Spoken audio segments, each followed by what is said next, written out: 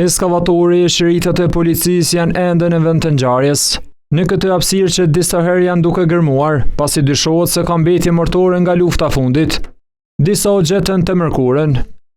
Pikërisht në këtë vend ku ndodhemi tani në Përzhina të Rahovecit, gjatë së mërkurës janë gjetur disa mbetje eshtrore, të cilët dyshohen se i përkasin personave të zhdukur në luftën e fundit në Kosovë.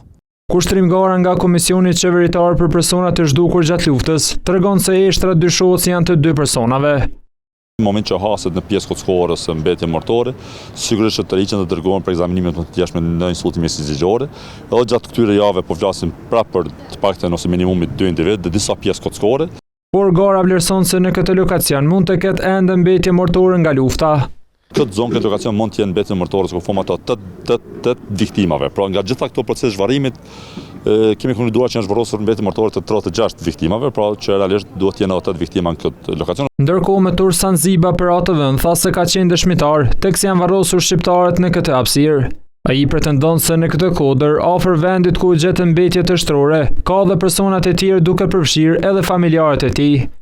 Që tu në rrugës Garmoni, ti që i kanë vra Serbia e parë, që i kanë vra dajnë, babgjishin teme kom të vranë ati me shok të Rahovecit, një 5-6 që tu. Rrjedhimisht gërmimet nuk do të ndalen me kaq. Gara tregoi se edhe në disa vendet e tjera do të gërmohet ku dyshohet se ka mbetje eshtrore, por nuk specifikoi në cilat vende për shkak të ndjeshmërisë së rastit.